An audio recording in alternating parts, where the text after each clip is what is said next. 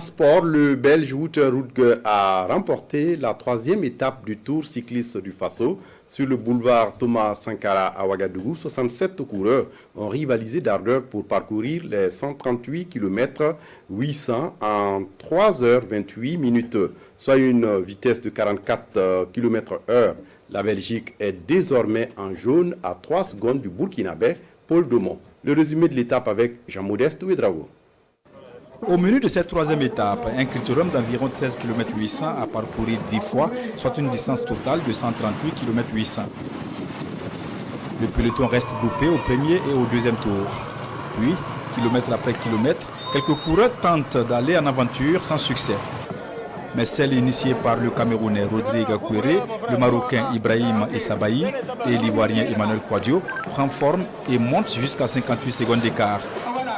Les trois hommes font preuve de complicité et disputent le premier sprint intermédiaire au 5e passage.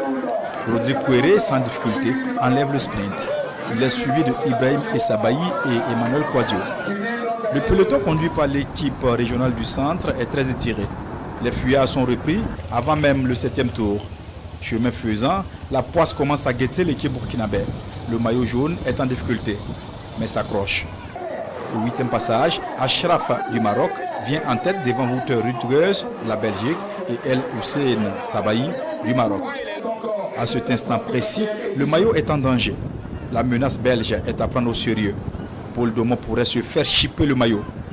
Au dernier passage, les spectateurs se préparent à vivre un sprint massif. Belges, Marocains et Burkinabés se lancent et Wouter Roetge, haut les mains, passe en tête. Le boulevard Thomas Sankara est désappointé. Wouter, lui, n'en croit pas ses oreilles. Tu prends le maillot jaune? Je sais pas. Oui, c'est vrai. Avec les bonifications. Ah, ok. Ah, ça c'est très bon, mais il reste encore 7 jours. Et nous avons maintenant cette année 3 Belges pour le classement général, donc ça c'est magnifique. Avec 3 secondes d'avance sur Paul Domon, Wouter Roetge passera cette nuit en jaune. Ce sacre belge est vu d'un bon œil par le président de l'Assemblée législative de la transition. Cette troisième étape a vu la victoire d'un Belge.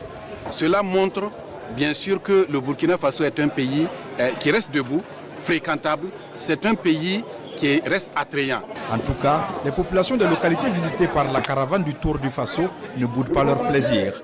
Demain est un autre jour, le jour de la 4e étape, Ouagadougou-Coupella.